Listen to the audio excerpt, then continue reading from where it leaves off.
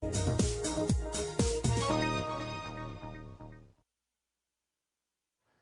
tal? Continuando con nuestro tema de proceso administrativo, la última etapa que nos corresponde ver para esta sesión es la etapa que le llamamos control.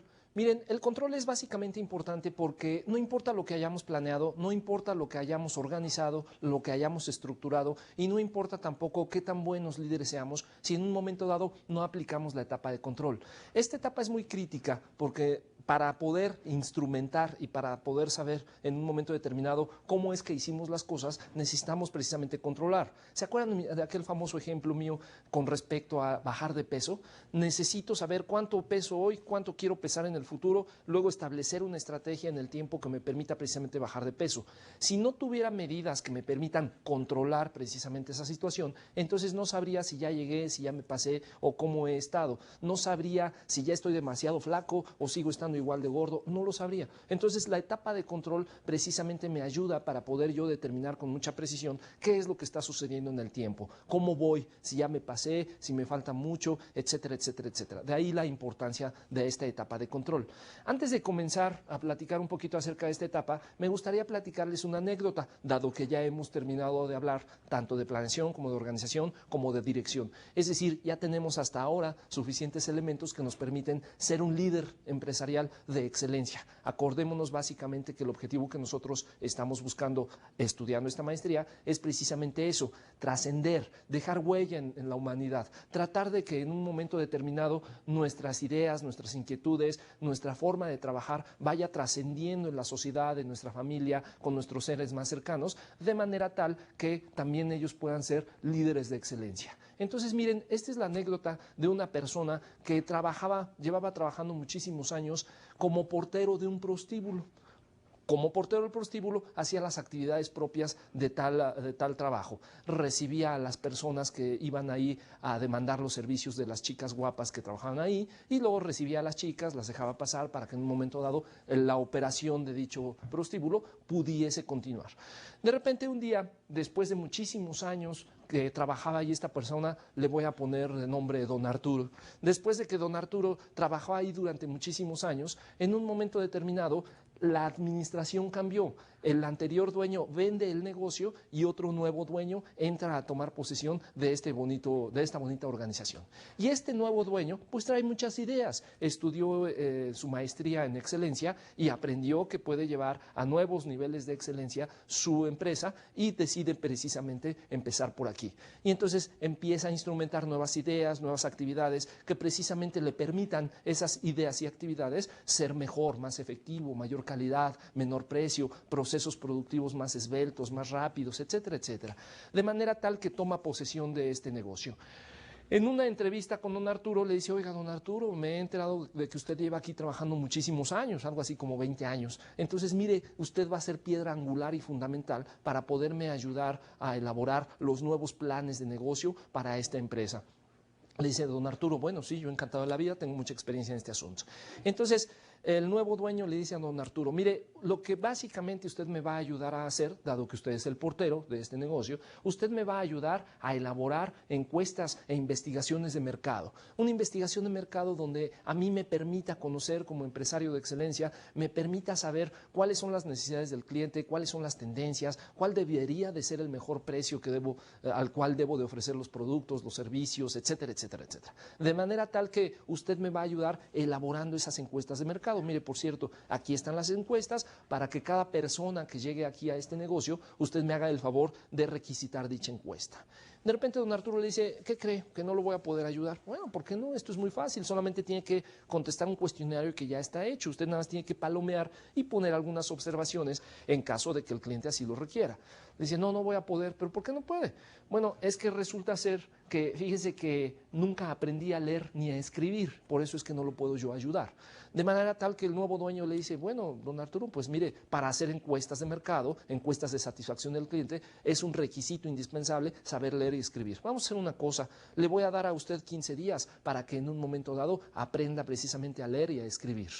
Pasan los 15 días, don Arturo no aprendió a leer ni a escribir y ya saben el resto de la historia, don Arturo tuvo que salir del negocio. Llega a su casa don Arturo muy triste porque en un momento dado, después de 20 años de trabajo, él no sabe hacer otra cosa que recibir personas allá en el prostíbulo. Y entonces se pregunta, ¿ahora qué podría hacer? ¿Ahora qué me voy a dedicar? Empieza a pasar el tiempo, las deudas de la casa empiezan a crecer, la renta, la luz, el agua, las colegiaturas. Cuando llega don Arturo a tocar el fondo y decir algo tengo que hacer.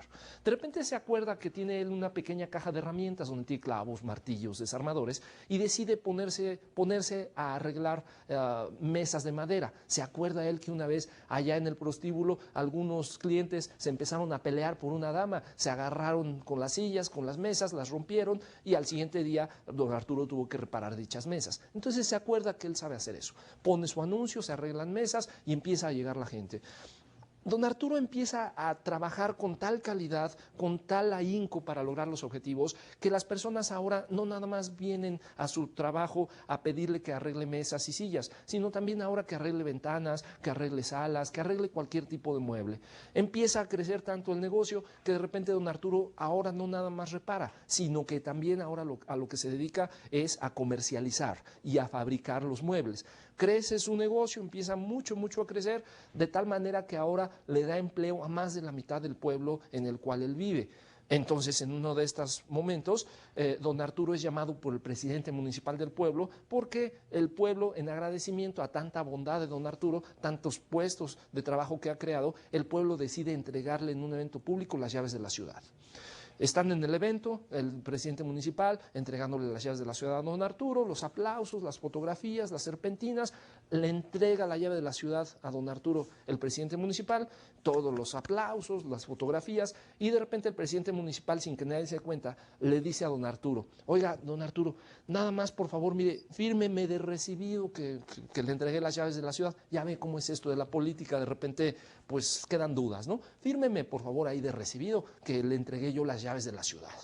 De repente se voltea a don Arturo y le dice, no puedo firmar. ¿Pero por qué no? Nada más plasme ahí su rúbrica, su firma, es muy fácil, aquí está la pluma, hay que firmar en este espacio. No, no puedo. ¿Pero por qué no? Lo que pasa es que no sé ni leer ni escribir, entonces no sé lo que dice el contrato no sé lo que dice esa hoja y además no sé firmar porque no sé escribir. Y entonces silencio sepulcral en todo el evento. Don Arturo, el magnate del pueblo que ha ayudado a tantísimas personas dentro de dicho pueblo a tener éxito, no sabe leer ni escribir. Y entonces de repente en ese silencio sepulcral algún reportero le pregunta a don Arturo, le hace un cuestionamiento y le dice, oiga don Arturo, ¿usted se imagina hasta dónde ha llegado en este momento? ¿En dónde se encuentra usted hoy día posicionado? Es el magnate de los magnates de este pueblo, nunca nadie ha tenido tanta visión empresarial para este pueblo como usted y no sabe leer ni escribir. ¿Se imagina si hace muchos años atrás usted hubiera aprendido a leer y escribir, si ahorita está donde está? Si hubiera aprendido a leer y escribir en su momento, hace años, ¿en dónde estaría ahora? ¿Y saben qué le contestó don Arturo? Sí sabría en dónde estaría. Si hubiera aprendido a leer y escribir hace muchos años, estaría yo siendo todavía el portero del prostíbulo. Entonces, amigos, yo creo que con esta anécdota lo que quiero aterrizar es que en un momento dado debemos de determinar hacia dónde vamos, debemos de determinar nuestro rumbo.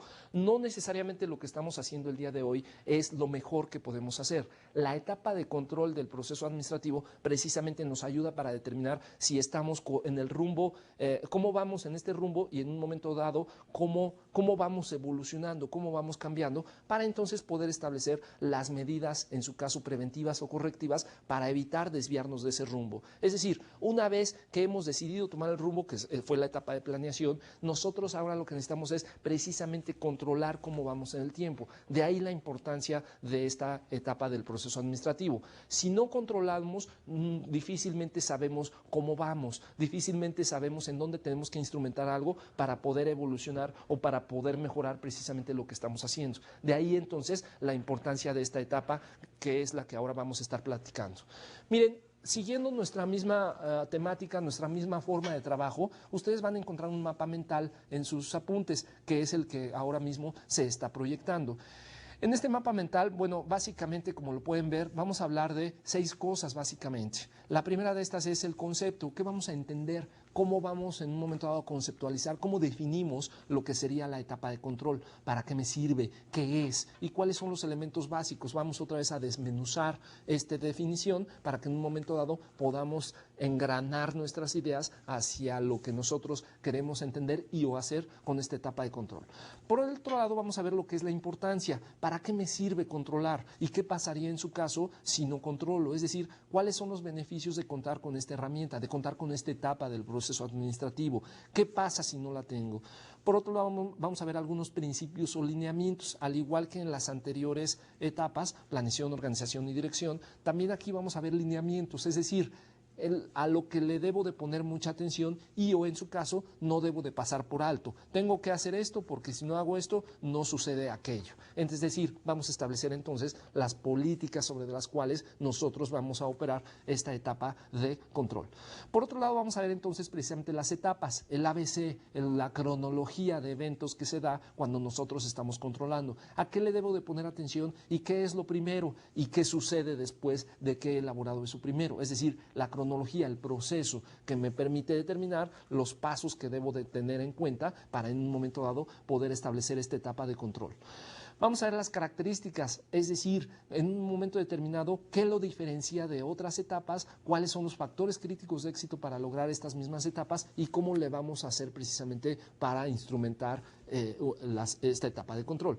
Y por último, los factores que me pueden ayudar o inhibir a que en un momento dado el control se aplique de una manera eficiente. Entonces, esos son los 6 grandes rubros que vamos a estar tocando en este tema que ahora nos atañe. Miren, ¿cuál es el concepto? ¿Cómo podríamos nosotros definir el control? ¿A qué nos referimos cuando estamos hablando de la etapa de control? Como lo ven ahora proyectado en su lámina, no es otra cosa el control que una evaluación, ya les comentaba yo, una evaluación que nos permite determinar en dónde estamos parados. Ya que hemos planeado, ya que hemos organizado, ahora en dónde estamos, es decir, ya nos hemos puesto a trabajar, ya instrumentamos lo que había que hacer, entonces ahora cabe hacernos la pregunta, ¿en dónde estamos? Estábamos en este punto, queremos llegar a este otro punto y en el transcurso del tiempo necesito saber en dónde estamos, no sea que nos hayamos desviado o nos hayamos perdido en el camino. ¿A dónde estamos llegando? ¿Hacia dónde nos estamos dirigiendo? Miren, me recuerdo hace poco veía yo una película que se llama Apolo 13. En esta película, básicamente, el tema de esta película es de unos astronautas que se encuentran varados en el espacio porque se les averió la nave espacial y entonces no pueden regresar a la Tierra, tampoco pueden alunizar en la Luna, que es a donde iban. Entonces están exactamente en medio entre la Tierra y la Luna. La NASA, que es la responsable de estos eventos, en un momento dado están planeando cómo hacerle para regresar a la nave espacial y que los astronautas se salven. Entonces, enfrentan una serie de imposibilidades, una serie de problemas, y al final dice la NASA, mira, la nave espacial tiene que entrar a la atmósfera de la Tierra con una trayectoria determinada. Si entra demasiado alto, lo que va a suceder es que choca con la atmósfera, rebota como pelota de básquetbol y se va a ir la nave hacia el espacio y la vamos a perder. Si entra demasiado bajo la nave, entonces lo que puede suceder es que el roce, la fricción de dicha nave con la atmósfera va a hacer que esta nave se queme y entonces van a morir completamente achicharrados los astronautas. Entonces tiene que entrar exactamente en una trayectoria determinada. ¿Lo ven? Ahí están controlando, ahí están determinando los posibles escenarios que pueden llegar a suceder si entra muy alto, si entra muy bajo o si entra en un momento dado con una trayectoria diferente. Ahí está la etapa de control precisamente en acción. Ellos están instrumentando todo lo necesario, todo lo que se tenga que hacer, todos los pasos que tengan que llevar a cabo para que en un momento dado esta nave pueda entrar exactamente en el rumbo, en la trayectoria que ellos necesitan. Entonces el control por eso es importante, para poder instrumentar lo necesario que en un momento dado nos permita movernos en el tiempo si es que no estamos haciendo bien las cosas o si es que nos estamos desviando en un momento determinado. Entonces no es otra cosa el control que una evaluación, evalúa qué es lo que está sucediendo y por el otro lado mide la ejecución de los planes, es decir, ya que hemos instrumentado el plan, ahora me va a medir, me va a determinar con precisión qué es lo que está sucediendo y acordémonos, algo que administrativamente yo puedo medir, entonces lo puedo controlar y por lo tanto lo puedo mejorar. Aquello que no puedo medir, difícilmente lo puedo mejorar. Piensen en ello, cualquier cosa dentro de su organización que en un momento dado sea medible, es controlable y por lo tanto administrable. Es decir, se puede mejorar esa situación. Y esta etapa de control me sirve para detectar y prever las desviaciones. Es decir, se trata de que el control sea proactivo, de que antes de que está sucediendo en el tiempo las cosas, yo como líder proactivamente trate de modificar el movimiento o la trayectoria que lleva una determinada actividad antes de que nos metamos en problemas. Es decir, el control no debe de ser reactivo ni correctivo. En muchas ocasiones así lo utilizamos. Sin embargo, creo yo que vale la pena hacer un control preventivo que me permita, antes de que se dé una determinada situación, prever todas las causas que me pueden originar una desviación. ¿Recuerdan en la etapa de planeación, cuando veíamos el subtema llamado toma de decisiones? Allá en toma de decisiones vimos una metodología, el diagrama causa-efecto y la matriz de solución. Con esta nosotros determinábamos cuál era la causa de un determinado problema y luego cuál era la solución óptima de este problema. Pero eso es reactivo, eso es a posteriori, eso es cuando yo ya tengo el problema encima. Sin embargo, valdría mucho la pena, sería muy económico para la empresa, antes de que se me presente el problema, prevenir las causas que me pueden impedir lograr una determinada situación. Eso tiene que ver un poco con los principios absolutos de la calidad que ya hemos hablado. ¿Se acuerdan cuando hablamos de calidad? Hablamos básicamente de 4 principios, ya en su momento los vamos a retomar. El caso es de que me establece las medidas pertinentes para poder prevenir todos los errores y todas las desviaciones que yo pueda tener dentro de la empresa. Entonces, esto es nuestra etapa de control. Si analizamos, si separamos los componentes básicos de esta definición, nos encontramos con algunos datos pertinentes que quizá valdría la pena puntualizar. Una es que el control me sirve como punto de referencia para saber cómo se encuentran los planes actuales o las actividades actuales con relación a lo que planeamos. Es decir, insisto otra vez, necesito primero planear lo que voy a hacer, decir en dónde estoy, a dónde voy, y luego el control me sirve precisamente para poder hacer una relación, para poder entender hacia dónde iba, qué es lo que está sucediendo y en un momento determinado dónde tengo que ajustar, dónde tengo que mover. Otra importante parte de esta definición es precisamente que me sirve para medir. El control invariablemente deberá entonces de contar con medidas. Ya vamos a ver ahorita a continuación algunas sugerencias básicas de cómo podemos medir el desempeño dentro de la organización. Si no mido, entonces no puedo saber qué es lo que está sucediendo. La medición es crítica en la etapa de control. Otra es que me ayuda para detectar desviaciones, lo que comentábamos, de manera proactiva y no reactiva. En la organización yo tengo que prever todo lo que en mi proceso productivo o de servicio puede incidir y puede salir mal, para que entonces yo me adelante y yo en un momento dado busque cómo proaccionar, cómo evitar que vaya a suceder esta situación. Y en caso de que en un momento dado ya no se pueda hacer esta situación, pues me ayuda para establecer medidas correctivas, es decir, me ayuda para regresar a los parámetros o a los estándares ideales sobre de los cuales debo yo de estar trabajando. Es decir, me ayuda para saber en qué tengo que instrumentar y en dónde instrumentar el esfuerzo para que vuelvan a regresar mis parámetros a lo establecido, a lo normal. Ahora, ¿por qué es importante el control? Como lo pueden ver en el mapa que ahora ustedes tienen proyectado en su pantalla, básicamente el control es importante por varios motivos. Uno es que me ayuda para establecer las medidas que me permitan a mí corregir las actividades. ¿Cuáles son estas medidas? Miren, aquí me voy a detener un poco. Para establecer las medidas, yo como líder, acordémonos que lo que estamos haciendo básicamente aquí es platicar un poco acerca de todas las actividades que yo como líder puedo instrumentar dentro de mi organización para que las personas que trabajan precisamente en esta organización quieran, sepan y puedan ajustar sus procesos productivos, sus metas de trabajo alineadas con las metas personales, puedan ajustar estas metas hacia el cumplimiento precisamente de los objetivos que yo como líder estoy buscando. Entonces, aquí una vez más, estas medidas correctivas vale mucho la pena que trate yo de instrumentar dentro de la organización una metodología que me permita hacer que las personas participen. Acordémonos, cuando las personas participan y se involucran en el establecimiento de metas, objetivos, planes y ahora en este caso de la metodología que nos permita controlar, entonces las personas que participaron en dicho evento son las primeras las primeras personas que quieren precisamente que eso se lleve a cabo. Y en un momento dado que esto suceda mal o nos estemos desviando, ellos van a ser los últimos en criticar porque ellos participaron activamente en la formulación del plan. Entonces lo que les propondría yo en este caso es, como lo ven ahora proyectado en su lámina, a establecer lo que llamaríamos, para efectos de este tema, los círculos de calidad o círculos de mejora continua. ¿Qué son estos círculos? Miren, como lo ven ahora proyectado en su pantalla, un círculo de calidad básicamente surge en los años 50 más o menos, allá en el Japón. Había un señor estadounidense, por cierto, que se llamaba Edward Deming. Edward Deming fue considerado uno de los gurúes de la calidad total en su momento.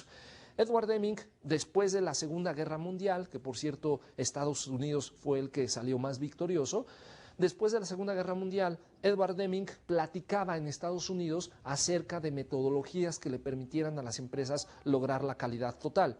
Sin embargo, en los Estados Unidos casi nadie le hacía caso, casi nadie le ponía mucha atención. Japón, que fue el país vencido, Japón contrata a Edward Deming y se lo lleva a trabajar por allá. Y entonces allá en el Japón establecen ideas de este señor Edward Deming. Y básicamente la idea de Deming es trabajar a partir de los círculos de calidad. Deming es contratado por una asociación que se llama la Japan Union of Scientists and Engineers, la Unión de Ingenieros y Científicos Japoneses. Es contratado por estos señores y entonces se pone Edward Deming a hablar acerca de lo que es la calidad. Y dice Deming, para lograr la calidad tenemos que instrumentar algo que le vamos a llamar círculos de calidad. ¿Qué es un círculo de calidad? Ahí, como lo ven ahora en su lámina proyectado, no es otra cosa un círculo de calidad que un grupo de personas que básicamente tiene las siguientes características. Está entre 7 y 12 personas. 7, no menos de 7, porque en un momento dado falta riqueza cultural para poder platicar acerca de problemas. No más de 12, porque entonces ya se dispersa mucho la atención. Entonces, básicamente, entre 7 y 12 personas, expertos cada uno en su área de trabajo, que se reúnen para platicar acerca de algunas opciones de mejora que ellos detectan que su empresa podría tener dentro de los procesos productivos que otorga a un cliente. Entonces se juntan a trabajar básicamente fuera de horas de trabajo, es decir, no es en hora de trabajo, sino que después de haber terminado todo nuestro trabajo nos juntamos, hacemos un petit comité y entonces ahí platicamos acerca de algunos de los problemas de las empresas. Ahora ustedes comentarán, ¿y cómo le hago para que las personas se queden después de trabajar si lo primero que quieren a la hora que toca, a la hora de la salida, es irse lo más que quieren es irse a su casa? ¿Cómo le hago para que se queden otro rato a trabajar? Pues eso habla de calidad de vida en el trabajo. ¿Se acuerdan en la ballena del acuario? La ballena, una vez que ha terminado de hacer su show, quiere continuar trabajando, quiere seguir jugando con su entrenador a pesar de que ya se haya acabado el show. Entonces, tenemos que lograr que nuestros empleados tengan una determinada calidad de vida en sus trabajos para que entonces quieran y puedan quedarse a trabajar con nosotros en un círculo de calidad. Entonces, es este círculo de calidad, por un lado, entre 7 y 12 personas se quedan a trabajar después de su hora de trabajo, se dedican a resolver problemas de calidad con respecto a su empresa y en un momento determinado lo que hacen es voluntario. Es decir, cada quien trabaja ahí porque quiere y en un momento dado trabajan porque consideran que va a haber mayor satisfacción laboral, que sus ideas en un momento dado van a ser plasmadas en algo real, en algo concreto, en algo que le permita a la empresa ser más efectiva, etcétera, etcétera, etcétera. De manera tal que cualquier persona puede participar en el círculo de calidad, cualquier persona que tenga interés precisamente en mejorar lo que su empresa está haciendo. Ahora, hay algunas reglas básicas que de repente algunos círculos de calidad establecen. Algunas de estas reglas básicas son, por ejemplo, que se contribuya al mejoramiento de la empresa. Es decir, si no vamos a contribuir al mejoramiento, entonces no tiene sentido, no tiene caso elaborar, juntarnos en un círculo de calidad para poder establecer ideas de mejora.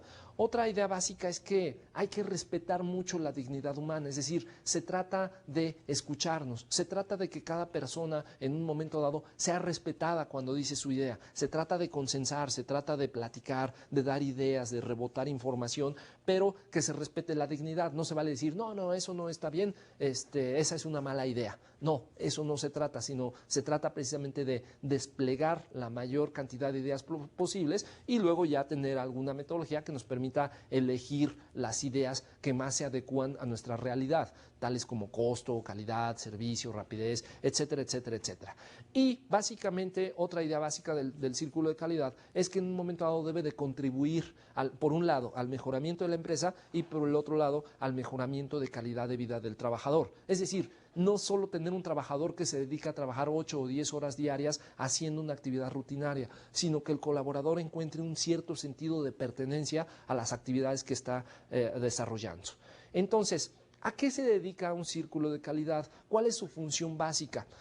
Miren, utilizan básicamente diferentes herramientas que les permiten a estos círculos de control de calidad hacer su trabajo. En la lámina que ahora ustedes tienen proyectada, ahí vamos a revisar las herramientas que ellos en un momento dado utilizan. Miren, del lado izquierdo están las herramientas que les voy a llamar herramientas básicas de análisis. Básicas porque son las que se ocupaban desde los años 50, cuando en un momento dado Edward Deming, como les comentaba, fue al Japón e instrumentó este tipo de ideas por allá. En la siguiente parte, en la parte derecha de la pantalla, ahí estarían lo que conoceríamos como herramientas modernas para la mejora continua o herramientas modernas de análisis, de manera tal que unas son, digamos, como que las antiguas, sin embargo, se siguen mucho ocupando, y otras son las nuevas. Ya vamos a revisar cada una de ellas con un poco más de detalle. Ahí, por lo pronto, hay una metodología para poder saber a qué se refiere cada una de ellas, es decir, la definición de cada una de ellas. En un momento más les platico con un poco más de detalle. Entonces, ¿cuál va a ser precisamente este detalle? ¿Cuál es la idea básica de cada una de estas herramientas de análisis? Miren, como lo tienen ahora ustedes en su pantalla, ahí están precisamente las herramientas de análisis. Como lo pueden ver, ahí viene el nombre de las herramientas, la definición de cada una de estas herramientas, para qué me va a servir y cuáles son los beneficios de ocupar tal herramienta. Miren, la primera que vamos a revisar es el flujograma. Ya habíamos hablado de flujograma cuando en un momento dado hicimos reingeniería. Recuerdan que allá en reingeniería lo que hicimos fue un mapa del proceso. Fuimos diciendo parte por parte de nuestro proceso para qué sirve, hacia dónde va, cuál es el flujo del trabajo, qué tipo de paso es, si es una operación, si es un transporte, si es una inspección. Fuimos viendo paso por paso, desmenuzamos un proceso y este desmenuzaje nos permite en un momento dado establecer dónde está el área de mejora o dónde está el área crítica que en un momento dado nos está atorando o nos está encareciendo o nos está evitando dar la calidad en nuestro producto o servicio productivo. De tal manera que un flujograma no es otra cosa que una ilustración gráfica, un dibujo de cómo se ve un determinado proceso funcional de nuestra empresa, para entonces a partir de ese dibujo entender qué es lo que está sucediendo, cómo va caminando el proceso, servicio, cosa o persona dentro del tiempo en un determinado contexto organizacional. ¿Para qué nos sirve? Pues para comprender los procesos, para identificar en dónde se atora en un momento dado el proceso, dónde es crítico, dónde se hace un cuello de botella, en dónde en un momento dado me falta información, me falta más dato para poder procesar de manera efectiva, ¿no? Algunos de los beneficios es que nos comunica de forma eficaz y eficiente, ayuda a detectar áreas de mejora, identifica los cuellos de botella, como ya les comentaba, y en su caso puedo precisamente establecer lo que yo necesitaría hacer para destrabar, para quitar ese cuello de botella, que al final me ayude como empresa a ser más eficiente, más rápido, etcétera. La siguiente que vamos a revisar, el diagrama causa-efecto, que es la espina de pescado o diagrama de Ishikawa que ya habíamos platicado. Básicamente esta es una técnica gráfica que me sirve para enumerar y organizar todas las causas que me están pudiendo originar un determinado problema. Y ya después de esta matriz causa-efecto, de esta diagrama causa-efecto, vimos la matriz de solución. Entonces ahí combinamos dos herramientas, una básica de análisis que es la espina de pescado y otra moderna de análisis que sería la matriz de correlación o la matriz de doble entrada, que en este caso le llamamos nosotros matriz de solución. Miren, luego tengo otra herramienta básica que le voy a llamar recolección de datos.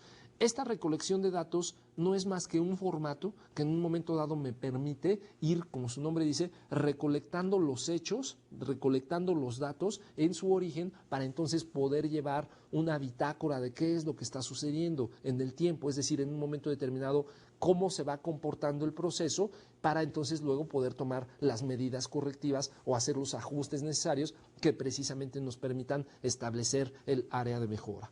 Luego el diagrama de Pareto, ya platicamos un poco de Pareto cuando vimos el diagrama causa-efecto. Pareto, que es la relación 80-20 que existe entre un determinado problema y sus causas. Dice Pareto que en un momento dado, por costo, por eficiencia, no vale la pena solucionar todo un problema en su conjunto, sino que lo que vale la pena es identificar cuál es el 20% que más está incidiendo, cuál es el 20% de causas que más está incidiendo en un determinado problema, atacar esas causas y por efecto se van a atacar, se van a minimizar el otro 80%. Entonces para eso me sirve el Pareto, para establecer cuál es la prioridad, en dónde tengo que atacar primero, por dónde empiezo. En su siguiente lámina, como lo ven ahora, las otras herramientas de análisis básicas, una de ellas es el histograma. Un histograma no es más que una gráfica de barras que me permite correlacionar dos variables mínimo y esta correlación me permite saber cómo se encuentra la distribución de datos con respecto a un determinado problema. Las gráficas de dispersión, aquí igual me representa diferentes características con sus variables y me va ploteando puntos para que con estos puntos pueda yo tomar decisión respecto a cómo se va comportando el problema o el defecto con respecto al tiempo. Y la gráfica de control de variables, ahí estadísticamente puedo yo establecer cuáles serían los límites permisibles, tanto superiores como controles como inferiores en un determinado proceso y entonces una vez que sé cómo se encuentra este proceso, sé cómo poder controlar, en dónde poder ajustar. Miren, hasta ahorita esto es como muy teórico, vámonos a la práctica, vamos a ver en un momento dado cómo se ven físicamente y para qué sirve cada una de estas diferentes herramientas. Como lo pueden ver ahora en su pantalla, la lámina que está ahora proyectada es el diagrama de flujo. Ya habíamos platicado a grandes rasgos de este diagrama. Habíamos dicho que la simbología tiene mucho que ver en el diagrama. Si lo ven, la primera parte en donde empieza este diagrama le llamamos pedido. El pedido lo vamos a representar con un cuadradito cuyos bordes están, cuadradito o rectángulo cuyos bordes están redondeados. Esos bordes redondeados me van a indicar que ahí inicia el proceso, ahí es donde en un momento dado arranca la operación. Entonces en este ejemplo que ahora tienen proyectado en pantalla, la operación arranca con un pedido de un cliente. Las flechas nos van a indicar hacia dónde se dirige el proceso. Puede ser hacia la derecha, hacia la izquierda, arriba, abajo, hacia otro departamento, hacia una base de datos, en fin. Una flecha me va a indicar hacia dónde va caminando, hacia dónde se va dirigiendo el proceso, producto, servicio o la cosa que estamos nosotros analizando. Si lo ven ahora ahí en su pantalla, el siguiente paso que dice clasificación, ahí lo ven es un rectángulo con los bordes en ángulo. Cuando el rectángulo trae los bordes en ángulo, quiere decir que ese es un paso de operación. Ahí se está moviendo el proceso, producto, servicio o cosa, de tal manera que ahí está sucediendo algo, ahí está habiendo una transformación. En el caso de nuestro ejemplo, se clasifica, por ejemplo, entra un pedido de un cliente a mi empresa, yo vendo plumones verdes y plumones azules. Entonces yo tengo que clasificar este tipo de pedido hacia dónde lo envío, hacia los plumones verdes o hacia los azules. Entonces ahí estoy haciendo algo, estoy haciendo una operación. Si lo ven, el siguiente paso que dice forma completa está a manera de pregunta. Está completo, está bien requisitado el formato que el cliente hizo. Y entonces, ¿cómo sabemos que es una pregunta? Porque en un momento determinado es un romboide, es una especie de... es un rombo. Y este rombo me indica que ahí hago una pregunta. ¿Está bien requisitado el formato o está completo el proceso? ¿O me envió el proveedor los insumos y materiales en las cantidades, formas, calidad, costo, tiempo, etcétera, etcétera? Ahí invariablemente un rombo me va a indicar que estoy haciendo una pregunta. Y esta pregunta la puedo contestar con dos variables, con un sí o con un no. Si lo contesto con un no, como lo ven ahí en su pantalla ahora, lo que seguiría, si no está bien completa, es llamar al cliente. una vez más está en un cuadradito con los bordes angulados, porque en un momento dado llamar al cliente es una operación. Descuelgo el teléfono, le llamo al cliente y si ven, la siguiente paso sería obtengo la información. Oye, cliente, no está bien requisitado tu formato. Fíjate que me falta tu RFC y el código postal de tu región. Entonces el cliente me lo dice, lo anoto yo en el formato y entonces ahora regresa, si lo ven la flecha, regresa al romboide de pregunta. Ya está completa la forma, entonces ahora debe de ser un sí, porque ya le hablé al cliente diciendo en un momento dado, preguntando en un momento dado los datos que me hacían falta. Entonces ahora nos vamos hacia el sí. Después del sí, dice, ahora hay que separar las partes, esa es una operación que también va en un cuadrado con ángulos. En esta operación, separar las partes quiere decir que el formato tiene varios tantos. Un tanto, una copia que dice cliente, una copia que dice almacén, por decir algo, y otra copia que dice archivo. Entonces voy a separar las partes. Una copia se la entrego al cliente, la otra copia la mando al archivo y la otra copia la mando al almacén. Ahí estoy separando las partes. Si lo ven, entonces ese es el paso que sigue. La copia blanca, la hoja que es de color blanca, la voy a mandar a embarque, al departamento de embarque. Perciben ustedes ahora, ven ustedes ahora en su pantalla que embarque está en un circulito, en un óvalo. Este óvalo me va a representar que ahí, hasta ahí, termina el proceso de trabajo de mi área. Sin embargo, yo interactúo con otra área que en este caso es embarque. Por lo tanto, un óvalo va a representar que yo ya terminé ahí la operación y esta operación se la transfiero, se la paso hacia otra área que en un momento dado sigue el proceso productivo a partir de lo que yo le entregué. Por otro lado, si lo ven, la copia rosa del formato que hemos separado, la copia rosa la voy a enviar al archivo. Y si lo ven, archivo está representado con un triángulo invertido. Un triángulo invertido me indica que ahí estoy archivando algo, estoy guardando algo. Puede ser un documento, puede ser un disquete, puede ser un formato, cualquier cosa que yo detenga ahí el proceso y mantenga ahí la cosa, servicio, producto, persona, lo mantenga ahí hasta que se haga algo nuevo, hasta que se haga algo diferente. Miren, les había yo comentado que en un momento determinado, aquí está mi departamento, así se ve el organigrama de la empresa, director general, por aquí están los mandos medios y abajo de los mandos medios estamos la operación. Entonces, aquí está la operación. Vamos a suponer que este es mi departamento, aquí estoy yo. Y este le voy a llamar departamento número 1 y a este le voy a llamar departamento número 2. Aquí, imaginariamente, hay una frontera que en un momento dado me dice, tú tienes que hacer algo. Cuando este termine su proceso, acordémonos, aquí va a ir el flujo de trabajo del departamento número 1.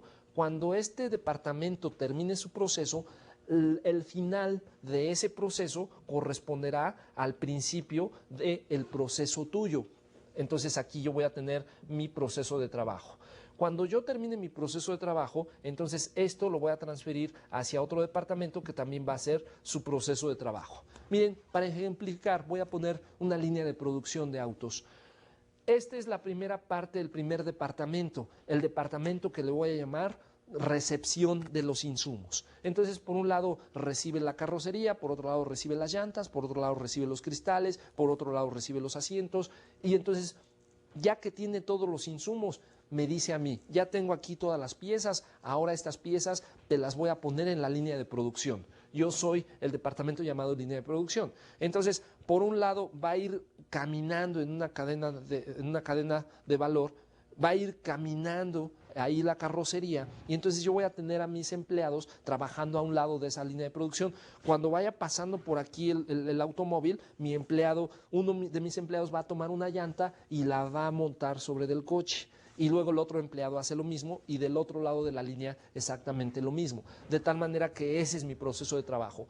Cuando yo he terminado ese proceso de trabajo, entonces ahora voy a decir, pasa a pintura el automóvil. Entonces termino yo ese proceso cuando el automóvil está casi ya armado, sin cristales, pero con llantas y motor, está ya casi armado y en un momento dado transfiero el proceso de trabajo hacia este departamento que sería pintura.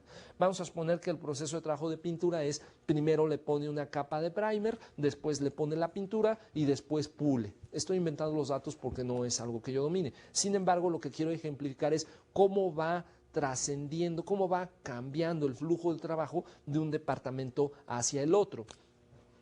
Aquí, este paso de operación para este departamento número 1 en el flujograma lo va a representar con un óvalo, indicando que ahí se está transfiriendo el trabajo. Y la entrada de esto yo lo voy a representar con un rectángulo bordeado en sus ángulos, indicando que ese es el inicio de mi proceso. Cuando yo llegue a este paso, voy a ocupar el óvalo indicando que voy a transferir el trabajo hacia acá y así sucesivamente. Entonces, ¿para qué me sirve el flujograma? Me sirve para que yo como director general pueda ver todos los pasos del proceso y en su caso pueda determinar con precisión cuál paso no me agrega valor, cuál paso me falta más información, cuáles podría hacer yo simultáneamente en un momento determinado, cuáles valdría la pena hacer más rápido, etcétera, etcétera, cuáles conviene que los haga por fuera de la empresa porque es más barato, más rentable, etcétera. Entonces, para eso me sirve el flujograma, para poder ir viendo en un solo mapa un proceso funcional que me indique cómo se está comportando un determinado producto, servicio o cosa a lo largo del tiempo dentro de mi empresa. Para eso me sirve. Ahora, si este flujograma lo ligo con otra metodología que le voy a llamar planeación PERT, PERT quiere decir que en un momento dado lo que hago con PERT es exactamente el mismo flujo, pero ahora le voy a meter costos, tiempos, movimientos que me permitan en un momento determinado saber ir sumando paso por paso de todas estas actividades y al final puedo saber cuánto me cuesta ese proceso en tiempo, en horas hombre, en dinero, en recursos, etcétera, etcétera. Y a partir de ahí, esa sería mi estándar, por decirlo. Sin embargo, yo como director no me siento a gusto con ese estándar. Vamos a suponer que en un momento dado esta cadena de valor me cuesta 100 pesos y tengo que ocupar a 10 colaboradores. Sin embargo, yo no tengo presupuesto para eso. No tengo 100 pesos y no tengo 10 colaboradores. De manera tal que lo máximo que me puedo gastar aquí son 75 pesos y lo máximo que puedo tener aquí como colaboradores son 8. Entonces, tengo que reducir el costo, tengo que reducir ahí en un momento dado. Mi decisión ahí sería tratar de hacer que el costo sea menor en cuanto a número de empleados y en cuanto a costo financiero de lo que estoy haciendo. Para eso me sirve el flujograma, para poder ver en el tiempo, poder ver el proceso cómo se encuentra y este proceso en un momento determinado poder establecer cómo lo vamos a abatir en cuanto a costo. De tal manera que como actividad de aprendizaje me gustaría que se remitan a la actividad de aprendizaje llamada cadena de eslabones. Ahí ustedes van a poder ver las instrucciones, para qué sirve y traten de resolverlo. Traten de resolver esa pequeña dinámica y en un momento más regreso con ustedes para darles algunos tips de cómo procesa nuestro cerebro con respecto a dicha dinámica y qué es lo que podríamos hacer con la misma. En un momento estoy con ustedes.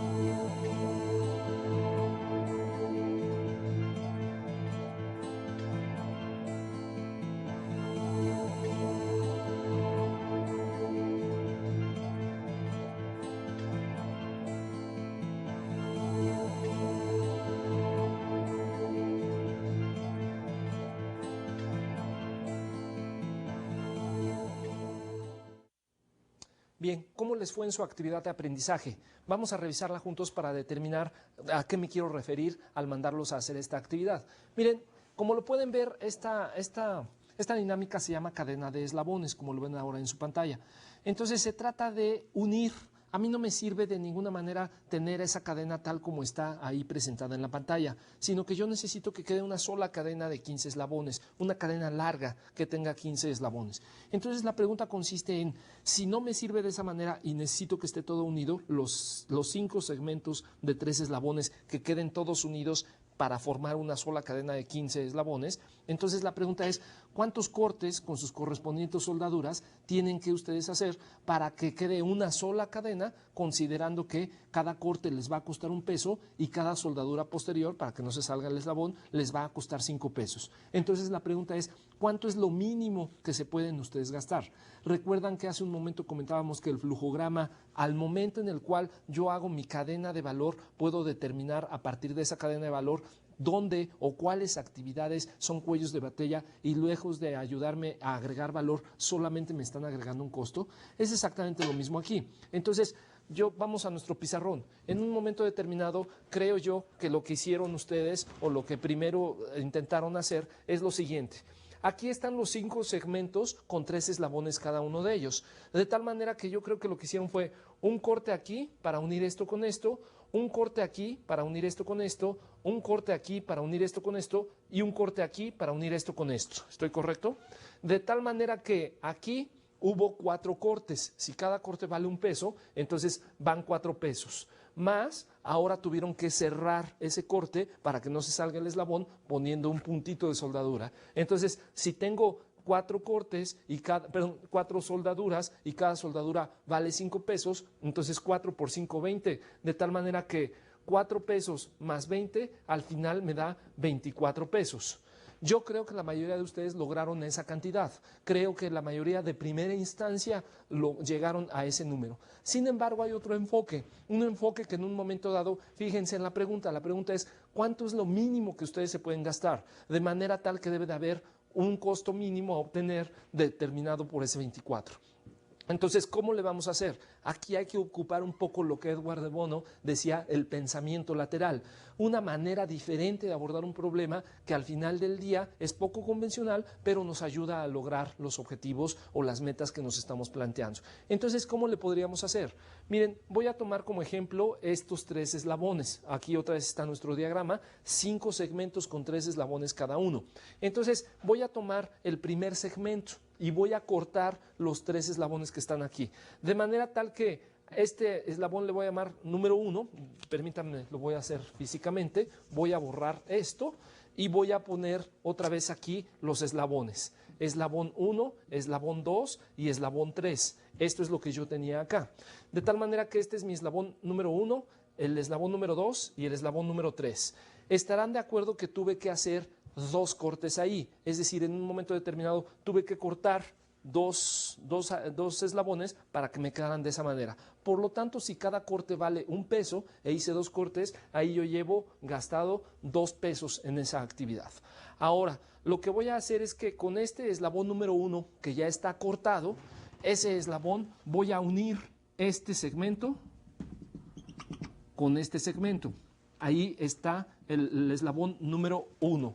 Y voy a cerrar ese segmento, voy a poner un punto de soldadura, de tal manera que la soldadura vale 5 pesos. Ahora, lo que voy a hacer con el eslabón número 2, que también ya previamente está cortado, lo que voy a hacer es esto, voy a unir este segmento con este segmento. Aquí está mi eslabón número 2. Como ya estaba previamente cortado, ahora nada más le pongo un punto de soldadura que vale 5 pesos. Y mi último eslabón, el eslabón número 3, ahí me faltó hacerle un corte porque nada más separé estos 2. Sin embargo, aquí le voy a hacer otro corte para poderlo abrir y ahí va a ir un peso más por el corte. Una vez cortado, lo que voy a hacer es unir este con este. Y aquí va mi eslabón número 3. Y lo soldo de tal manera que voy a gastar otros 5 pesos. Al final, si yo sumo todo esto me va a dar 18 pesos. Entonces, fíjense cómo me queda la cadena. Cuando yo jale de este extremo y de este extremo la cadena, me va a quedar completamente larga. Entonces, si ustedes se fijan, es exactamente el mismo problema, la misma cantidad de eslabones, sin embargo, diferente precio. Este es más barato, este es un 33% más barato con respecto a esto. ¿Se acuerdan lo que decíamos del flujograma? El flujograma me sirve para poder determinar cuáles son las áreas de oportunidad dentro de mi cadena de valor, dentro de mi cadena productiva, determinar cada uno de los eventos que se van sucediendo ahí para que en un momento dado pueda yo determinar con mucha precisión varias cosas. cuáles cuellos de botella hay, cuáles actividades podría hacer simultáneamente, cuáles tendría que dejar de hacer ya, cuáles en un momento dado me conviene hacerlas externamente, es decir, contratar a un especialista que se dedique a hacer eso, o cuáles tengo definitivamente que eliminar porque no agregan ningún valor, pero sí agregan un costo. Denle una pensada. En un momento determinado necesitamos ser muy creativos, muy innovadores, romper nuestro molde mental para entonces poder encontrar una solución que sea quizás poco lógica, pero que al final nos ayude precisamente a lograr el objetivo que nosotros estamos buscando. Entonces, este es el ejemplo que les quiero poner con respecto al flujograma, como en un momento dado este flujograma nosotros podríamos establecer de manera más puntual, precisa y fácil cómo analizar esta cadena de valor que al final nos ayude a lograr objetivo. Continuando con el tema entonces de herramientas de análisis, como lo ven ahora proyectado en su pantalla, tenemos ahí lo que es el diagrama causa-efecto. Ya hemos platicado acerca de este diagrama. Este nos sirve para identificar a grandes rasgos cuáles son las oportunidades de mejora que tengo yo con respecto a una cierta actividad, proceso, producto, servicio, etcétera, etcétera. Y me sirve básicamente para determinar tres cosas, dos cosas básicamente. La primera sería cuál es un problema determinado y cuáles son las causas que me están originando este problema con sus correspondientes subcausas. Esta metodología, como se recordarán cuando vimos toma de decisiones, básicamente hay que alinearla, hay que ajustarla, hay que complementarla con otra herramienta que le llamamos matriz de solución.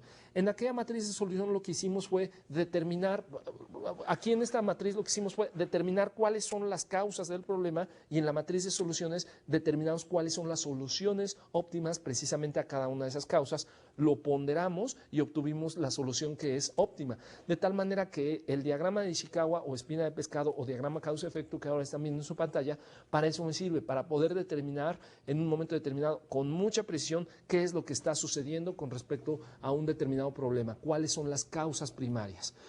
En la siguiente pantalla, como lo pueden ver, está la hoja que le vamos a llamar o el formato que le vamos a llamar recolección de datos. Miren, este es simplemente un ejemplo. Yo les comentaba que la hoja de recolección de datos es simplemente establecer una especie de checklist que nos permita a nosotros ir punteando, ir visualizando qué es lo que está sucediendo o qué es lo que a lo cual le tengo que poner mucha atención en un momento dado, al momento en el cual yo establezco ciertas medidas. Miren, ahí hay un ejemplo en su pantalla. Este es para inspeccionar un quirófano.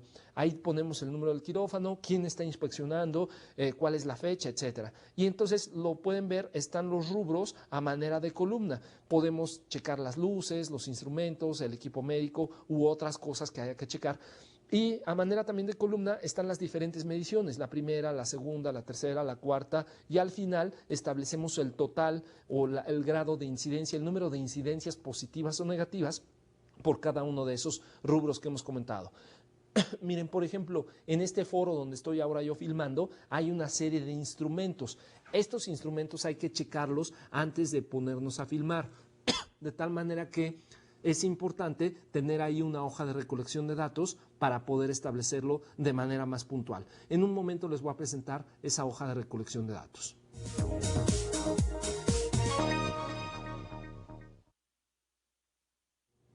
Bueno, miren, entonces como ahora lo tienen proyectado en su pantalla, ustedes ahorita están viendo la hoja que se llama recolección de datos, que no es otra cosa que un checklist. Miren, vamos a poner un ejemplo, vámonos a nuestro pizarrón. Aquí en el pizarrón les he puesto un ejemplo con respecto a cómo yo elaboraría una hoja de recolección de datos para este foro, para este set en el cual nosotros estamos filmando. Miren, aquí he puesto diferentes rubros que implican la buena operación para este foro cuando nosotros estamos haciendo nuestras filmaciones. Por un lado, hay gente que debe de checar las luces, la iluminación del foro para que todo se vea correctamente. Por el otro lado, hay camarógrafos muy eficientes que se dedican en un momento dado a estarnos filmando y esta filmación nos permite precisamente ser efectivos al momento en el cual nos estamos presentando. Por otro lado, hay microfonistas que nos ayudan precisamente a que nuestra dicción no grite, no tengamos que gritar, no hablemos bajito y entonces va modulando nuestro tono de voz para ser más efectivos. Miren, y conforme va pasando el día, aquí he puesto yo hora matutina, hora vespertina, por la mañana y por la tarde. Por ejemplo, llegamos a las 10 de la mañana y se hace un chequeo y se determina cómo está todo el equipo a las 11, a las 10, a las 11 y a las 12. Luego nos vamos a comer y por la tarde se hace otro chequeo del equipo a las 14, a las 15 15 y a las 16 horas. Vamos a suponer que pasa una persona encargada de hacer este chequeo para determinar que todo se encuentra operando correctamente y se encuentra con que a las 11 de la mañana estaban fallando las luces. Luego, a las 14 horas, a las 12 horas seguían fallando, nos fuimos a comer, a las 14 horas se tuvieron que hacer más ajustes, a las 15 y a las 16 todavía más ajustes. De manera tal que el total aquí fueron 5 errores con respecto a las luces. Es decir, 5 veces en un día fallaron las luces. Luego vamos a suponer que las cámaras a las 10 de la mañana estaban fallando, volvieron a fallar a las 14 horas y volvieron a fallar a las 16. ¿Se acuerdan que estamos en la etapa de control? ¿Qué puede estar sucediendo aquí? Si ustedes se fijan, aquí son las entradas de los turnos. ¿Esto qué puede estar sucediendo entonces? Que a lo mejor la persona, el camarógrafo que llega a las 10 de la mañana, tiene que ajustar su cámara, dado que la persona de en la tarde la dejó ajustada a las necesidades de él. Al momento en el que entra en la mañana, lo tiene que volver a reajustar. Igual aquí, como aquí fue el cambio de turno, la persona de la mañana utiliza la cámara con ciertos ajustes, la persona que entra por la tarde tiene que reajustar esa cámara hacia sus necesidades específicas. Y aquí no sabemos por qué habrá fallado, pero en un momento dado falló, se acabó la cinta o se desconectó un cable, algo sucedió. Entonces vamos a suponer aquí hay tres incidencias en ese día, en ese rubro llamado cámaras. Y los micrófonos, vamos a suponer que los micrófonos, falló el micrófono una sola vez a las 12, se acabaron las baterías y entonces eso implicó que de repente yo me quedara hablando y nadie me escuchara, de manera tal que ahí fallaron los micrófonos, es una sola incidencia. Aquí, en esta columna, como ven en su lámina, vamos poniendo las observaciones. Y las observaciones nos va a referir precisamente a qué es lo que sucedió, qué consideramos nosotros que pasó ahí. Y vamos a suponer que aquí se fue la luz muchas veces. Luz se fue. Entonces aquí ya podemos empezar nosotros a controlar, podemos empezar a planear qué es lo que vamos a hacer para cada una de esas desviaciones. Aquí, por ejemplo, podemos elegir comprar una planta de luz propia o hablar con la compañía de luz para que nos venga a cambiar el cableado, a revisar la instalación eléctrica para que en un momento dado la luz no nos esté fallando. Aquí las observaciones, por ejemplo, para las cámaras, quizás lo que podríamos hacer a manera de control es establecer un procedimiento que nos permita determinar con mucha rapidez cómo se quedó la cámara, cómo debiera de estar, para que entonces la persona que va entrando rápidamente sigue su procedimiento y hace los ajustes necesarios. De hecho, quizás estaría muy bien comprar una cámara que fuera más tecnologizada, de tal manera que ya más vamos apretando botones que permitan, a ver, yo soy el botón 1 y el camarógrafo de la tarde es el botón 2. Cuando yo aprieto el botón 1, la cámara se autoajusta para mis necesidades. Cuando llega el camarógrafo de la tarde, aprieta el botón que dice 2 y entonces la cámara se autoajusta a las necesidades específicas de la persona que en ese momento está filmando. Y así también en los micrófonos. A lo mejor aquí lo que diríamos es tener baterías de reemplazo para que en un momento dado, cuando se acaben estas baterías, rápidamente podamos reemplazarlas. Aquí he agregado otras columnas. ¿Quién modifica? ¿Quién va a ser la persona responsable de hacer la modificación o de llevar a cabo el hecho de que se compre una planta, en este caso, o de que se elabore el procedimiento o de que se reemplacen las baterías? Vamos a suponer que aquí el responsable es el señor Juan Pérez y el supervisor de Juan Pérez o la persona que se va a encargar de supervisar que Juan Pérez realizó bien su trabajo es, por ejemplo, Arturo Reyes. Luego vamos a suponer que el responsable de modificar o de elaborar un procedimiento fuera aquí Arturo Reyes y acá sería Juan López, la persona que va a supervisar y o va a autorizar ese procedimiento. Y así sucesivamente vamos poniendo en las columnas quién es el responsable de elaborar o llevar a cabo tal actividad y posteriormente quién es el responsable de supervisar la misma. Entonces, lo ven, de alguna manera así estamos controlando. Es una metodología con la cual rápidamente podemos nosotros establecer un grado de control que nos permita saber cuándo nos estamos desviando, quién va a instrumentar la medida correctiva y qué es lo que está sucediendo para que en un momento dado no se esté constantemente repitiendo dicha situación. En la siguiente lámina que ahora ustedes tienen en su pantalla está lo que le vamos a llamar diagrama de Pareto. Aquí en el otro pizarrón he yo dibujado un diagrama de Pareto ajustándome al ejemplo que les acabo de poner del checklist. Es decir, si yo ahora quisiera tomar decisiones y controlar la operación en función de lo que está sucediendo, dice Pareto, no arregles no arregles todo el problema en su conjunto. Toma nada más el 20% de los problemas y entonces tú te vas a fijar que en automático, casi en automático, se solucionan los demás problemas. Entonces, ¿cómo nos quedaría este ejemplo? ¿Cómo vamos nosotros a elaborar este diagrama de Pareto? Miren, siguiendo el mismo ejemplo del checklist, aquí voy a poner las incidencias y las incidencias pueden ir desde el 0 hasta el 10, por poner un número.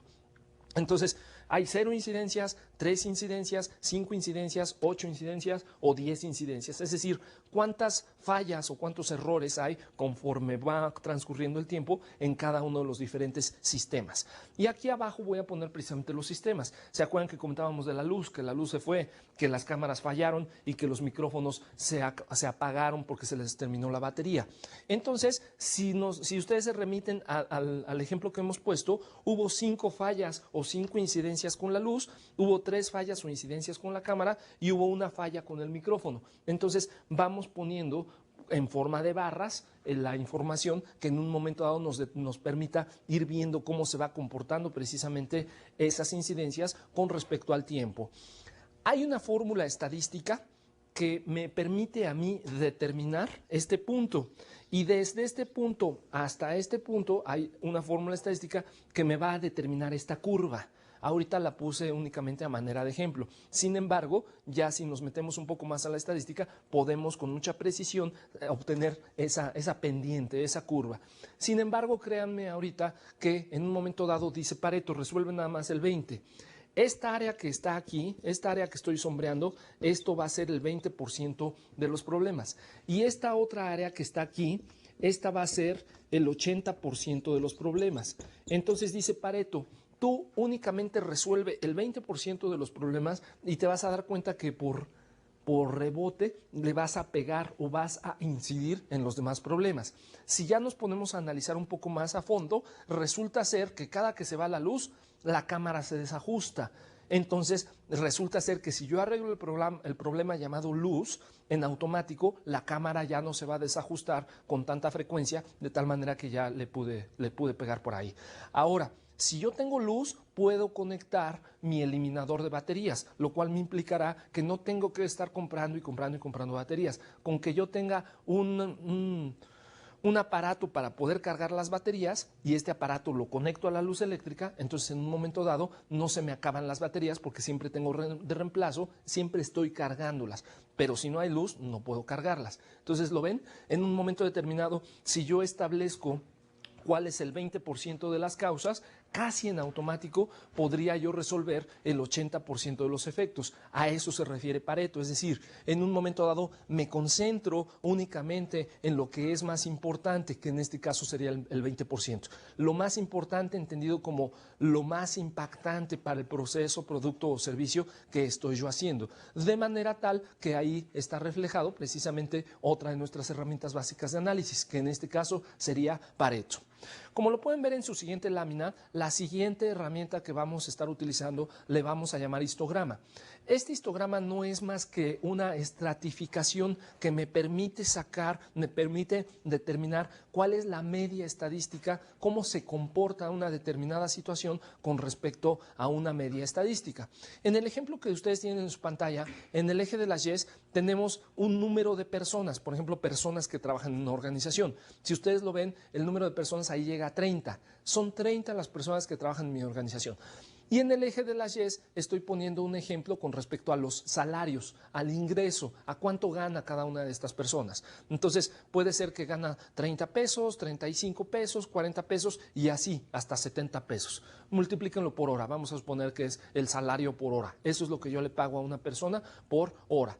Entonces, ¿qué quiere decir este histograma? Si lo vemos en este histograma, quiere decir que hay 5 personas o menos de 5 personas que ganan un promedio de 30 pesos y así se va estratificando. Fíjense que la mayoría de las personas, algo así como 25 personas, ganan como 50 pesos. ¿Esto qué quiere decir? Que la mayoría gana, así está distribuida la media. Y fíjense cómo muy poquitas personas, algo así como una persona, gana 70 pesos. Entonces, me permite el histograma hacer una campana de Gauss para saber las frecuencias de distribución con respecto a una determinada situación que yo estoy estudiando. Y esto me sirve para saber hacia dónde está sesgado o hacia dónde está cargada la información y entonces a partir de ahí poder tomar el control. Vamos a suponer que este histograma, la curva, la cúspide de la curva, se encontrara muy hacia la izquierda del diagrama que están ahora ustedes viendo en su pantalla. ¿Eso qué querría decir? Que muchísima gente gana poco dinero. Entonces yo ya puedo tomar decisiones al respecto. ¿Será que estoy pagando menos que la competencia? Y si pago menos que la competencia, corro el riesgo de que mi colaborador elija retirarse de esta empresa para ir a trabajar con el competidor que le paga un poco más, pero yo ya lo capacité y si se va para allá, pues se lleva todo el know-how tecnológico del cual yo ya le imbuí. Entonces, ¿me conviene más subir el sueldo o me conviene que se vaya? Viceversa, vamos a suponer que en un momento dado la cúspide de mi curva de Gauss se encuentre muy pegada hacia la derecha del diagrama que ustedes están viendo en pantalla. Eso querría decir que la mayoría de mi personal gana muy bien, gana mucho dinero, lo cual entonces me permite tomar una decisión.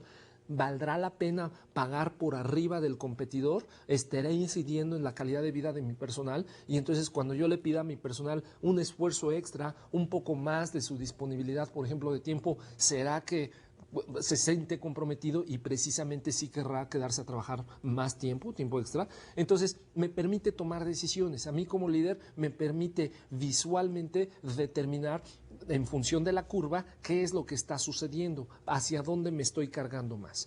En la siguiente pantalla, en la siguiente hoja que ahora ustedes tienen en su pantalla, está la herramienta que le llamamos gráfica de dispersión. La dispersión me sirve básicamente para ir ploteando puntos con respecto a una serie de tiempo para que entonces pueda yo ver cómo se van comportando estos puntos en una determinada en un determinado tiempo.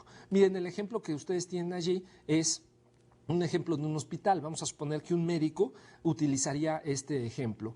En el eje de la Y, que ustedes tienen ahora proyectado en la gráfica, en su pantalla, en ese eje, por ejemplo, está la estatura de una persona. Una persona puede medir unos 65 metros, unos 70 metros y así sucesivamente hasta unos 95 metros. Obviamente puede haber más bajitos o más altos, pero vamos a suponer que ese es nuestro rango, el rango que estamos analizando.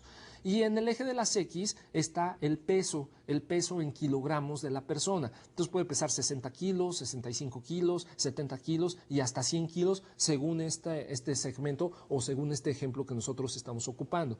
Entonces, si se fijan, hay una correlación directa.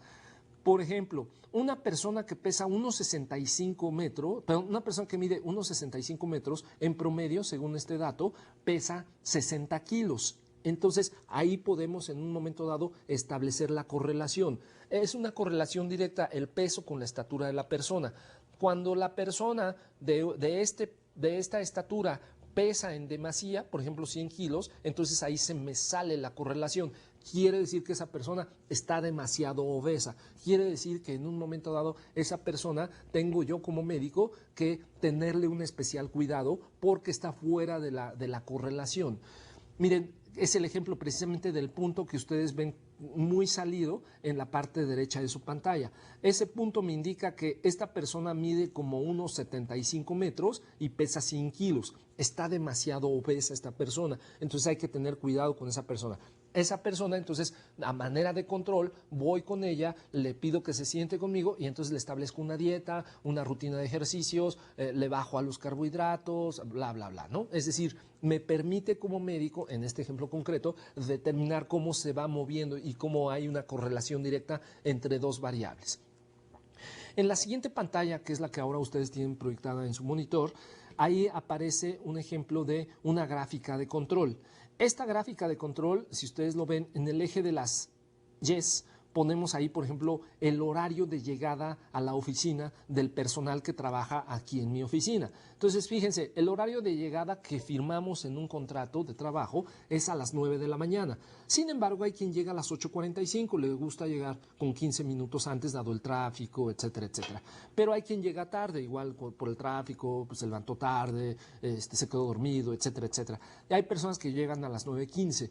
Y abajo, en el eje de las X, tendríamos los días por los cuales yo voy analizando la información.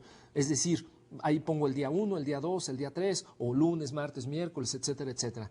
Y entonces voy a poner aquí 3 diferentes líneas, y estas líneas van a ser lo que yo le voy a llamar límites de control. Si se fijan, la línea en medio es la que dice LCC, ese es el límite central de control. Este límite es en un momento dado el punto objetivo, es lo que quiero lograr, es lo que en un momento determinado yo aspiro a hacer como empresa. El LSC, ese es el límite superior de control. No me conviene estar ahí porque ahí estoy pagando tiempo extra o estoy presionando a la gente o no estoy entregando el producto o servicio a tiempo, etcétera, etcétera. Y el LIC, ese es el límite inferior de control que en un momento dado me determina que tampoco estoy trabajando dentro de los estándares que yo requiero. Entonces, ¿cómo se vería ese ejemplo para efectos prácticos de lo que nosotros estamos haciendo? Es decir, ¿qué es lo que necesitamos hacer? Miren, vamos a suponer que en un momento determinado estoy en una empresa en la cual nos dedicamos a hacer tornillos y pernos de sujeción para sujetar cosas industriales. Entonces voy a obtener yo un lote, el día 1 voy a obtener un lote de esos tornillos y yo me encuentro con que esos tornillos deben de ir en un momento determinado con un espesor de 10 milímetros. Y yo establezco que tengo una holgura de más o menos 1 milímetro. Es decir, espero que en este lote, en ocasiones, el tornillo venga de 11 milímetros o venga de 9 milímetros. Lo ideal es que esté en 10, pero tengo esa holgura hacia arriba y hacia abajo. De manera tal que en el siguiente día voy a obtener otro lote de producción y en este segundo lote me doy cuenta de que en un momento determinado la holgura, de repente me encuentro un tornillo de 7 milímetros. Ese está muy por abajo del límite inferior de control,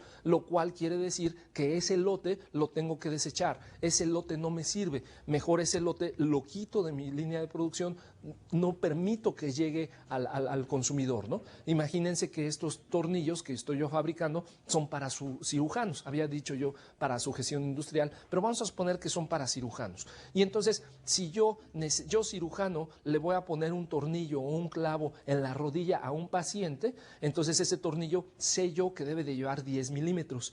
Si lo pongo de menos milímetros, implica que no funcione muy bien y entonces la persona no puede mover la rodilla.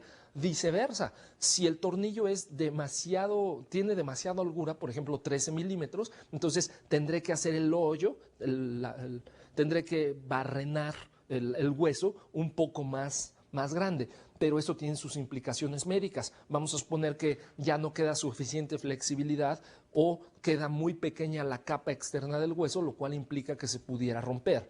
Entonces, sirve para eso, para poder ir determinando en mi empresa cuáles son los límites superiores e inferiores y tratar de ir tendiendo a cero. Es decir, una vez que visualmente puedo yo establecer cuáles son los límites inferior y superior y por lo tanto el central, entonces trato precisamente de ir cerrando las brechas. Cada día trato de ir trabajando hacia cerrar esa brecha hasta que la brecha tienda a estandarizarse a cero, es decir, la brecha ya no sea grande y entonces logre yo los 10 milímetros del ejemplo que estaba yo hace un momento comentando con respecto a los tornillos. Entonces, si regresamos a nuestro mapa mental, que ahora están viendo en su pantalla, esto fue la importancia que en un momento dado tienen los controles. Hablamos de herramientas básicas de análisis y por eso en un momento dado es importante para la etapa de control contar con medidas que en un momento dado me ayuden a corregir las actividades, ¿no? Esta fue la propuesta, las herramientas básicas de análisis que me ayudan precisamente a corregir las actividades que en un momento dado se me están saliendo de control, están fuera de los estándares y por lo tanto no me está ayudando a tener un producto o servicio que sea de calidad. ¿Por qué más es importante el control? Regresando a nuestro mapa mental. Pues porque el control es aplicable a todo proceso de negocio, es decir, en un momento determinado es importante que todos los procesos de negocio nosotros los podamos controlar. Acordémonos, algo que puedo controlar, algo que puedo yo medir, en un momento dado lo puedo mejorar. Aquello que no puedo medir, con mucha dificultad lo mejoro. Otra idea es que el control me ayuda para determinar y analizar de dónde surgen o qué es lo que me está causando una determinada desviación. Ya nos acordamos en el diagrama o espina de pescado. Aquella herramienta me ayuda precisamente para detectar con mucha precisión, con mucha puntualidad, en dónde se está originando una determinada desviación. ¿Qué es lo que me está causando esa desviación? Para entonces prevenir dicha causa. Y en su caso no nada más prevenirla, sino tratar de eliminarla, tratar de atajarla para que no se siga presentando dentro de mi empresa. ¿Para qué más me sirve el control? Como lo vimos en alguna de nuestras herramientas, el checklist o recolección de datos.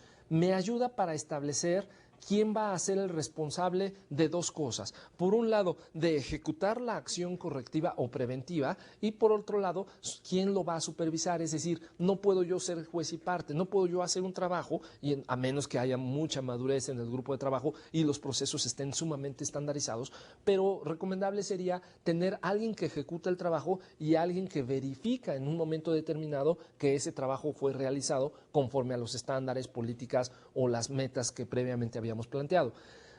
Sin embargo, acordémonos, cuando en un momento dado tengo este paso, el paso de inspección, esa inspección, al momento en el cual yo haga una ingeniería, me voy a encontrar con que esa inspección no agrega valor, pero sí agrega un costo. Entonces, para poder, o un desperdicio, como lo vimos en la parte de consultoría, en la parte de diagnóstico. Entonces, debemos de tender a crear una conciencia en nuestros colaboradores de que ellos mismos se autosupervisen, ellos mismos en un momento dado establezcan cuáles van a ser las medidas de control más efectivas, más idóneas para cada uno de los momentos en los cuales ellos están realizando su trabajo. Otro punto importante por el cual nosotros debemos de establecer control en la empresa es que me ayuda en un momento dado a mantenerme informado con respecto a cómo va evolucionando, cómo va caminando los procesos dentro de la organización. Es decir, me ayuda para mantenerme en el foco de la operación, para entender muy bien qué es lo que está sucediendo y en su caso entender dónde y por qué causas se está desviando o se está saliendo de control una determinada situación. ¿Y por qué también es importante?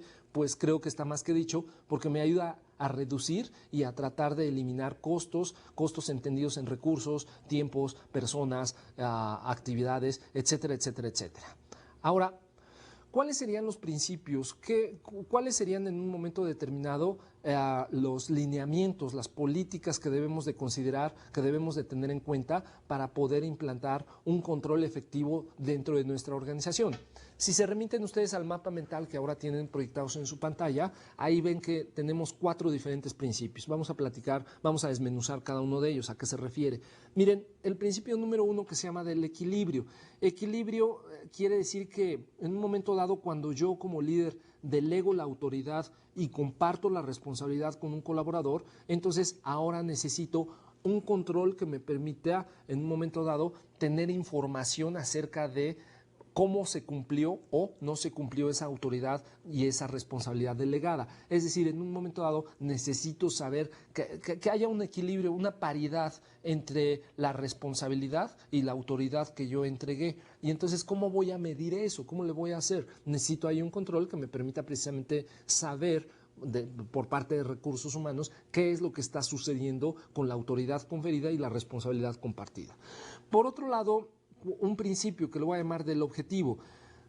El principio del objetivo básicamente me dice que todo control, la razón de ser o de existir de un control deberá de estar justificada invariablemente por los objetivos que tenga la empresa. Es decir, si los objetivos que estoy queriendo yo lograr ya me falta muy poquito e incluso ya los logré y ya establecí nuevos objetivos, entonces no valdría la pena hacer un control para un objetivo que es obsoleto o que ya pasó. Es decir, debemos de hacer el control para en un momento dado los objetivos o las actividades que hoy día estamos llevando a cabo dentro de la empresa y que queremos realizar. No tiene sentido hacer controles no hagamos controles en donde no se necesitan. Es decir, si no tenemos ratones en la casa, no tiene sentido comprar ratoneras. ¿Para qué compró ahorita la ratonera? El control llamado exterminación del ratón, si hoy día no existen los ratones en casa. Es decir, la razón justificada de existir del control va en liga o va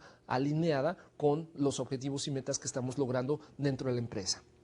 El siguiente principio, que le llamamos principio de la oportunidad, quiere decir que es importante que nosotros apliquemos los controles antes de que se nos presenten los errores. Es decir, no permitir que se vuelva una bola de nieve, sino ir deteniendo, ir a manera de prevención, ir determinando en dónde se me puede ir deteniendo el proceso productivo o la idea, servicio que estoy yo produciendo, para que en un momento dado no se me convierta en algo rutinario que al final no pueda yo controlar, que se me salga precisamente del foco de lo que estoy tratando de lograr o hacer. Y el último principio que le llamo de las desviaciones es que necesito con mucha precisión conocer qué es lo que en un momento dado me desvió del objetivo para que entonces ese conocimiento me permita establecer ahora un mecanismo que me ayude a no volver a caer o incidir en esa situación en el futuro. Es decir, necesito tener un cierto grado de aprendizaje organizacional. ¿Se acuerdan cuando veíamos diagnóstico? Allá platicábamos del aprendizaje organizacional en el cual en un momento dado necesitábamos nosotros ir aprendiendo de lo que vamos haciendo, ir instrumentando, ir adoptando lo que en un momento dado hemos hecho en el pasado para que no lo volvamos a repetir en el futuro. A continuación vamos a platicar de las otras tres partes que corresponden a la etapa de control, las diferentes etapas por las cuales pasamos, las características y los factores que inciden al momento en el cual nosotros establecemos controles.